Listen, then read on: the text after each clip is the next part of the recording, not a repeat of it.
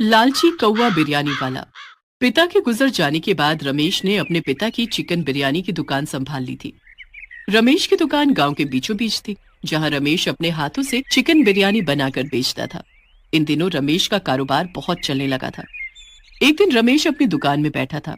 उस समय उसकी दुकान में कई सारे ग्राहक बैठे बिरयानी खा रहे थे। अरे वाह, आज भी मेरी काफी कमाई हो गई है। लगता है लोगों को मेरे हाथ की बिरयानी खाकर बहुत मजा आ रहा है। तभी तो हर समय मेरी दुकान में इतनी भीड़ लगी रहती है। तभी आनंद नाम का आदमी रमेश की दुकान में आता है। अरे रमेश भाई, 1 किलो बिरयानी पैक कर देना। हाँ हाँ, अभी कर देता हूँ। रमेश बिरयानी के बर्तन से बिरयानी निकालता है, पर बिरयानी केवल 2 किलो ही थी। सारी बिरयानी खत्म हो चुकी थी। आनंद भाई, बिरयानी तो केवल 2 किलो ही बची है। आज सारी बिरयानी खत्म हो गई। अच्छा चलो, 2 किलो ही दे दो। रमेश आनंद को 2 किलो बिरयानी देता है। आनंद वो बिरयानी लेकर वहां से चला जाता है। तभी रमेश अपनी दुकान में देखता है, उसकी दुकान की सारी मुर्गियां भी खत्म हो चुकी हैं। अरे, मुर्गियां भी सारी खत्म हो चुकी हैं। अब मैं बिरयानी कैसे बनाऊंगा? चलो, मैं तुरंत जाकर कालू भाई से मुर्गियां लेकर आता हूँ। शाम होते ही रमेश दुकान बंद करके उसी गांव के एक कालू मुर्गी वाले के पास जाता है। ये लीजिए कालू भाई, 4,000 रुपए, और मुझे अच्छी वाली 12 मुर्गियां दे दीजिए। रमेश भाई, 12 मुर्गियों के 4,000 रुपए नहीं, बल्कि 10,000 रुपए लगेंगे। पर मैं तो रोज 4,000 रुपए में 12 मुर्गे आपसे ले जाता हूँ, फिर आज 10,000 रुपए के कैसे? वो इसलिए कि मुर्गियों के दाम आज से बढ़ गए हैं। मुझे खुद इतने महंगे दाम में मुर्गियां मिली हैं। अब 10,000 में लेना हो तो लो, वरना जाओ यहां से। अरे ये क्या, अचानक से मुर्गियों के दाम इतने बढ़ गए? अब मैं दुकान में बिरयानी कैसे बेचूंगा? रमेश भाई, जब मुर्गियों के दाम बढ़े हैं तो आप अपनी बिरयानी के दाम भी बढ़ा लीजिए। इससे आपको कोई नुकसान भी नहीं होगा। चलो ठीक है, आप 5 मुर्गियां दे दो। रमेश 5 मुर्गियां खरीद कर अपने घर आता है। देखते ही देखते सवेरा हो जाता है। तभी रमेश अपनी दुकान के बाहर एक बोर्ड लगा देता है, जिस पर लिखा था कि अब बिरयानी 1 किलो 400 रुपए की मिलेगी। ये बोर्ड पढ़कर कई सारे ग्राहक वहां से वापस चले जाते हैं। ये देखकर रमेश परेशान हो जाता है। शाम तक रमेश की दुकान में एक भी बिरयानी खाने नहीं आया। अरे ये क्या, आज तो एक भी ग्राहक मेरी दुकान में बिरयानी खाने नहीं आया। अरे ऐसे तो मेरा बहुत नुकसान हो जाएगा। तभी आनंद फिर से रमेश की दुकान में आता है। उसकी नजर जैसे ही बोर्ड पर पड़ती है, वो वहां से जाने लगता है। तभी रमेश आनंद को आवाज लगाता है। अरे क्या हुआ आनंद भाई, बिरयानी नहीं खानी है आज? आपने बिरयानी के दाम अचानक से इतने ज्यादा बढ़ा दिए। ऐसे में कौन आपकी दुकान से बिरयानी खाएगा? आनंद भाई, मुर्गियों के दाम बढ़ने से मुझे भी बिरयानी के दाम बढ़ाने पड़े। अब इसमें मैं क्या कर सकता हूँ? इतनी महंगी बिरयानी, बाप रे, मैं तो नहीं खा सकता। आनंद भी महंगे दाम देखकर वहां से चला जाता है। देखते ही देखते 2 दिन बीत जाते हैं, पर अब तक रमेश की दुकान पर एक भी ग्राहक नहीं आया था।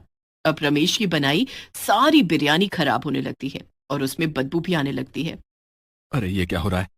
एक समय था जब मेरी दुकान में ग्राहकों की लाइन लगी रहती थी, और अब देखो मेरी दुकान में बिरयानी पड़े पड़े खराब हो रही है और एक ग्राहक तक नहीं आ रहा।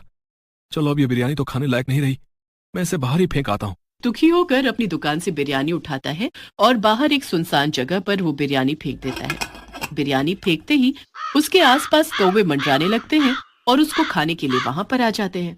इतने सारे कौवे, मुर्गों से ज्यादा तो इनकी तादाद लगती है। क्यों ना इनकी थोड़ी जनसंख्या कम कर दी जाए। अब मुर्गा बिरयानी बनाना बस की बात नहीं रही। क्यों ना मैं भी कौवा बिरयानी बनाकर अपनी दुकान में बेचूं। बिरयानी में आधा कौवा रहेगा और आधा मुर्गा। इससे किसी को पता भी नहीं चलेगा कि बिरयानी में मुर्गा है या कौवा। ये सही रहेगा। अपने मन में ये खुराफाती उपाय लेकर रमेश उस दिन से गांव में कौवे पकड़ना शुरू कर देता है और कालू से 2 मुर्गियां लाया और 8 कौवे मिलाकर बिरयानी बनाने लगता है। अब रमेश ने अपनी बिरयानी का दाम पहले की तरह रख दिया। ये देखकर लोग खुश हो गए। तभी आनंद फिर से रमेश की दुकान में आता है और वो रमेश से बिरयानी मांगता है। ये आपने अच्छा किया रमेश भाई, बिरयानी के दाम आपने पहले जैसे रख दिए। काफी समय से आपकी बिरयानी नहीं खाई थी ना, तो मन बहुत बेचैन हो रहा था। लाइए, अब तुरंत 1 प्लेट बिरयानी दीजिए मुझे। तभी रमेश बिरयानी आनंद को देता है, जिसमें 2 पीस ही मुर्गे के थे और बाकी के सारे पीस कौवे के। अब आनंद फटाफट बिरयानी खाने लगता है। तभी उसके हाथ में कौवे की एक टांग लगती है। ये देखकर आनंद रमेश से कहता है। अरे रमेश भाई, ये क्या, ये मुर्गे की टांग इतनी बारीक कैसे? लगता है आज का मुर्गा बहुत कमजोर था। आनंद भाई, आज का मुर्गा बहुत कमजोर था, इसीलिए उसकी टांग भी इतनी बारीक है। खाइए, आप खाइए। आनंद वो कौवा बिरयानी को गपागप खाते चला था। अच्छा हुआ इस आनंद को पता नहीं चला कि ये जो बिरयानी खा रहा है वो मुर्गे की नहीं बल्कि कौवे की बनी है। थोड़ी देर बाद वो सारी बिरयानी खा लेता है और रमेश के पास जाता है। वाह, बिरयानी तो बहुत ही बढ़िया थी भैया। ये लीजिए रमेश भाई, आपके पैसे। काऊ काऊ। अरे ये कौवे की आवाज कैसे निकल रही है रमेश भाई? अरे बाप रे, इसके गले से तो कौवे की आवाज निकल रही है। कहीं ये कौवा बिरयानी खाने से तो नहीं हुआ? काऊ काऊ। अरे ये क्या खिला दिया मुझे? ये कौवे की आवाज कहाँ से आ रही भैया? अरे मैंने तो आपको चिकन बिरयानी खिलाई थी आनंद भाई। काऊ काऊ। अरे तो कौवे की काऊ काऊ आवाज कहाँ से आ रही भैया? आनंद जैसे जैसे बातें कर रहा था, बीच बीच में उसके मुंह से कौवे की आवाज आ रही थी। ये देखकर आनंद बहुत परेशान हो जाता है और वो अपनी पत्नी सुजाता के पास घर जाता है। सुजाता आनंद के मुंह से कौवे की आवाज सुनकर हैरान हो जाती है। अरे क्या कौवा निकल के आ गए क्या? ये आपके मुंह से कौवे की आवाज कैसे आ रही है?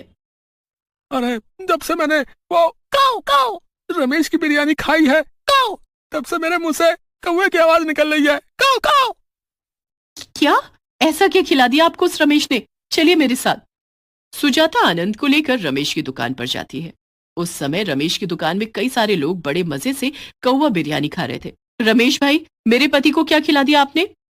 सुजाता की आवाज सुनकर रमेश की दुकान में बैठे सारे लोग सुजाता की ओर देखने लगते हैं। जब से मेरे पति आपकी दुकान से बिरयानी खाकर गए हैं, तब से इनकी आवाज कौवे की तरह निकल रही है। ऐसा लग रहा है कि आपने कौवा बिरयानी बनाकर खिला दिया। क्या हुआ बहन जी? वहां बैठे सभी लोग सुजाता की ये बात सुनकर खाते खाते अपने हाथ रोक देते हैं। तभी एक कुलदीप नाम का आदमी हैरान हो जाता है। अरे बाप रे, इसका मतलब जिसे मैं इतनी देर से चिकन बिरयानी समझकर खा रहा था वो कौवा बिरयानी है। ये क्या बोले जा रही हो आप बहन जी? कौवे की बिरयानी कोई बनाता है क्या? मेरी दुकान में केवल चिकन की बिरयानी बनती है।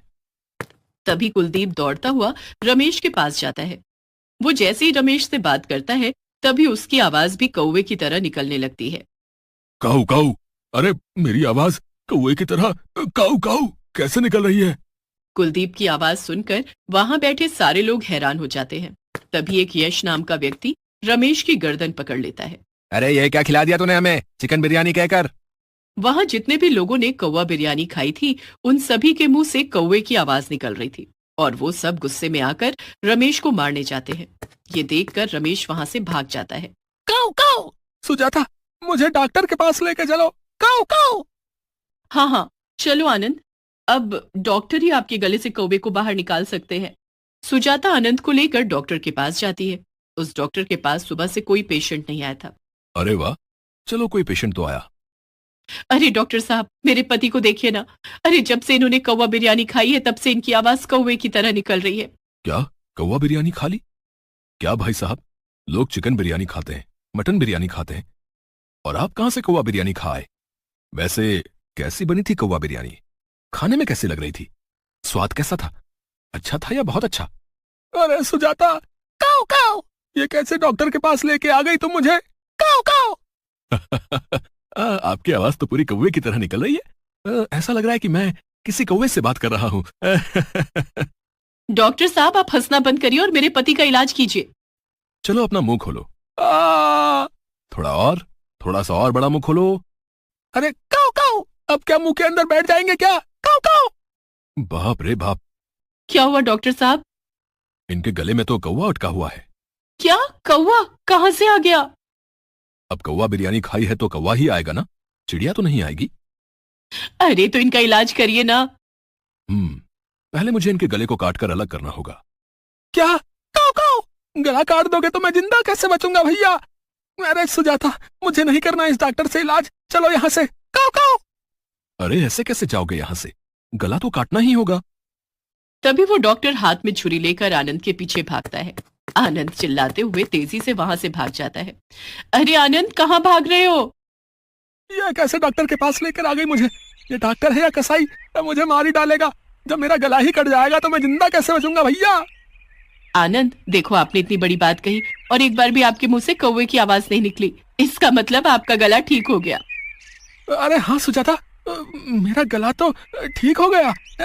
मैं ठीक हो गया सुजाता। आनंद ये देखकर बहुत खुश हो जाता है और वो सुजाता के साथ खुशी खुशी अपने घर चला जाता है। उस दिन से ना तो रमेश उस गांव में किसी को दिखाई दिया, ना ही उसकी कौवा बिरयानी।